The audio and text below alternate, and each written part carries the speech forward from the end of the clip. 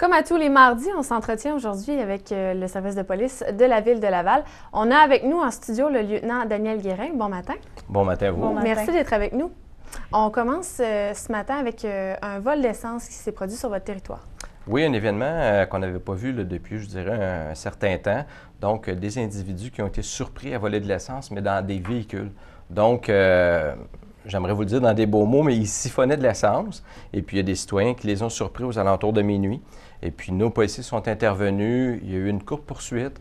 Le maître chien a été mis à profit. Et puis, on a pu arrêter 2 individus qui devront comparaître là, devant les tribunaux pour vol d'essence, donc vol de moins de 5 000 $. Est-ce qu'ils étaient dans des résidences, dans des propriétés privées, dans les stationnements des propriétés privées, ou c'était dans un stationnement? C'est le stationnement d'un centre d'entraînement, donc une gym. Et puis, il y a des gens là, qui les ont vus à siphonner l'essence. Et puis, par la suite, là, ils ont fait le 911. Bon réflexe. Ouais, on dit aux gens à faire le 911 et puis de nous contacter. Ça l'aide à ce que les policiers puissent attraper des individus. Et puis, quand on dit « vous êtes nos yeux et nos oreilles », bien, on ne pourra pas jamais le répéter assez. Donc, faites le 911. J'ai vu qu'il y avait quelqu'un qui avait signalé aux policiers de Montréal sur Twitter l'homme qui tentait de s'immoler. Oui. 911, c'est beaucoup plus rapide, puis on n'est pas certain qu'il va y avoir un policier qui va être en arrière du Twitter. Donc, on n'oublie pas le bon vieux 911. Oui, ça fonctionne toujours. Oui, c'est certain.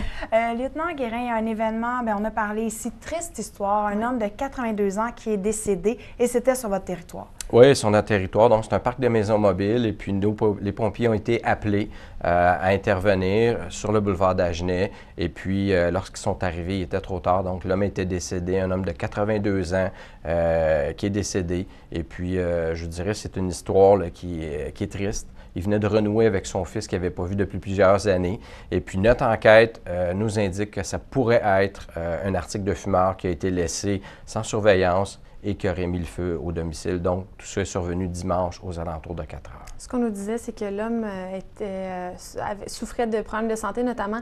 Il était à mobilité réduite. Il devait avoir un triporteur pour se déplacer. Oui, en plus, l'homme ne se déplaçait pas nécessairement très facilement. Donc, ça l'aide pas beaucoup à quitter les lieux là, quand il y a un incendie. Effectivement. Triste événement. Lieutenant Guérin, maintenant, là, j'ai vu, tu parles donc courses de rue. Donc, il y a des courses de rue. Là, c'était devant un restaurant. Les lundis. Donc là, vous allez nous expliquer, est-ce que c'est à tous les lundis? Est-ce que c'est un groupe? Il y a des gens qui se donnaient rendez-vous, puis qui se donnent encore rendez-vous. C'est pas interdit là, de se rassembler là, pour partager la passion des véhicules automobiles. Mais il y a des gens qui nous ont fait le 911. Donc, c'était situé sur l'autoroute 440, la voie de service.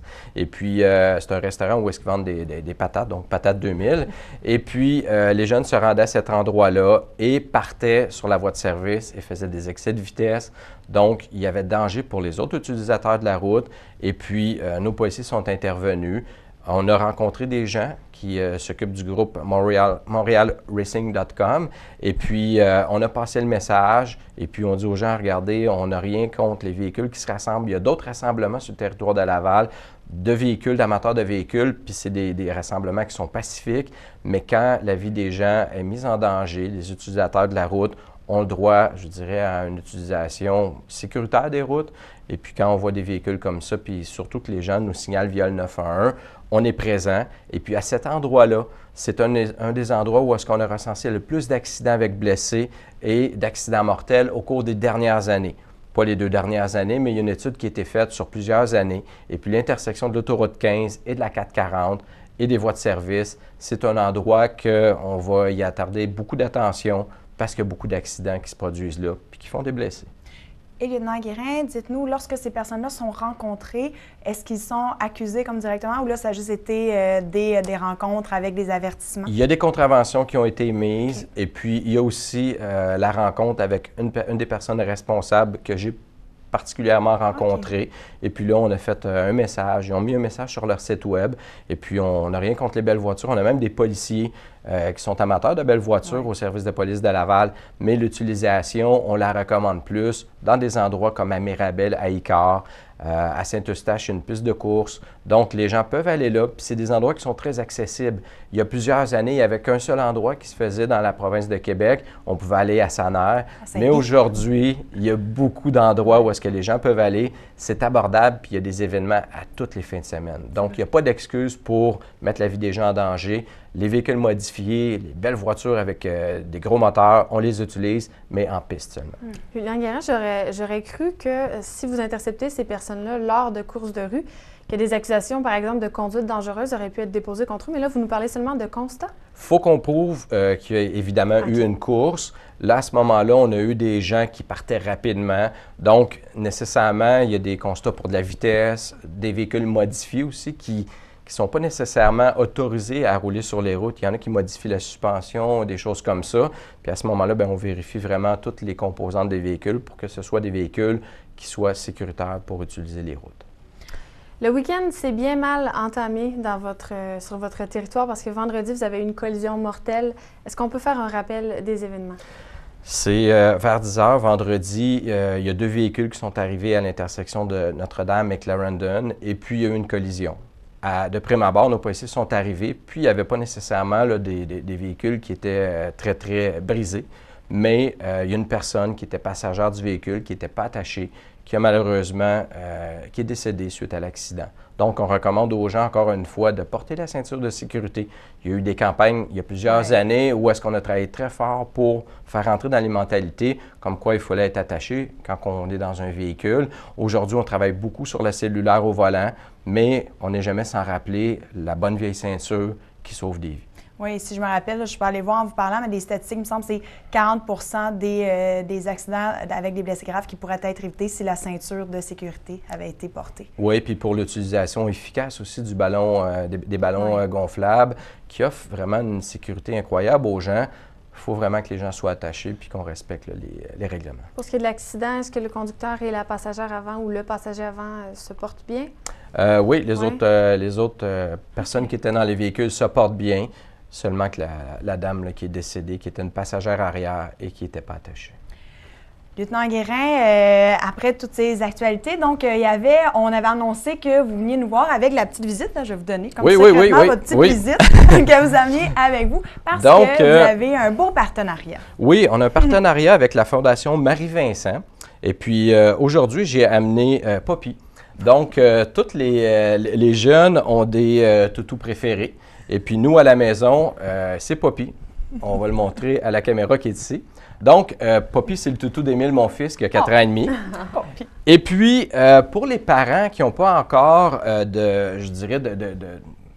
d'amour, ou si vous voulez, de doudou ou de jouets préférés, on recommande aussi le toutou qui s'appelle Marvin de la Fondation Marie-Vincent. Et puis, ce toutou-là donne des fonds évidemment à la Fondation Marie-Vincent quand on fait l'achat sur le site web. Et puis, les fonds sont versés justement. Il y a des jeunes qui sont, je dirais, la Fondation Marie-Vincent prend soin de jeunes de moins de 12 ans qui ont été victimes d'agressions sexuelles. Donc, au service de police de Laval, quand on intervient avec ces jeunes personnes-là, de l'aide psychologique et puis aussi pour, je dirais, de l'aide médicale, la Fondation Marie-Vincent nous vient en aide. Donc, ils ont lancé une campagne de financement avec Marvin. Et puis donc, si on n'a pas déjà acheté un Poppy à nos enfants, on achète un Marvin qui pourra aider le sort de jeunes personnes de moins de 12 ans. Et c'est une très belle fondation. Et on sait que malheureusement, trop d'enfants se font abuser sexuellement. Oui. Vous avez à côtoyer ces jeunes victimes, malheureusement, régulièrement. Et lieutenant Guérin, premièrement, merci d'être venu avec nous. Une dernière chose que je voudrais rajouter à votre grande surprise. Allez-y donc. Juste faire un petit retour sur notre ami Malik Bonnet. Ah, comment il va, Malik? Il va très bien. Et puis, je dirais qu'on a eu beaucoup d'amour qui lui a été envoyé via les réseaux sociaux avec le hashtag Merci Malik. Ça a été vraiment, je dirais, un succès. On a près de 500 000 visionnements qui ont été faits sur notre page Facebook. Et puis ce matin, en plus, j'ai eu une demande là, pour le réseau NBC à New York qui voulait lui parler. Donc, il devrait s'entretenir avec eux au courant de la journée. Puis, ces gens-là vont en parler. Il y en avait entendu parler via les réseaux sociaux, les gens d'NBC. Donc, c'est vraiment une belle histoire. Puis encore une fois, on réitère là, que ça a été vraiment un acte, je dirais, là, on déterminera si c'est vraiment héroïque, mais on en est presque certain. Donc, notre ami Malik, encore une fois, si vous avez, s'il y a des gens qui écoutent, merci Malik avec le hashtag. Ça lui envoie des beaux messages et puis, donc, beaucoup d'intérêt de la part des médias pour notre ami. Et lui, on veut le recevoir en Oui. studio. On vous le dit tout de suite. Le dernier. Ça me fera plaisir de vous organiser un rendez-vous avec Malik. Oui, absolument. Merci infiniment d'avoir été avec nous. Et en se quittant, Lieutenant Guérin, on va se quitter avec une courte vidéo de 30 secondes de justement la Fondation Marie-Vincent. Ah ben c'est super. Merci. Yeah, champion, tu fais ça comme un grand. Ah, bravo, ma grande, tu l'as bien. Bravo. Super, t'es un grand garçon. Bravo, ma belle. T'as fait ça comme une grande.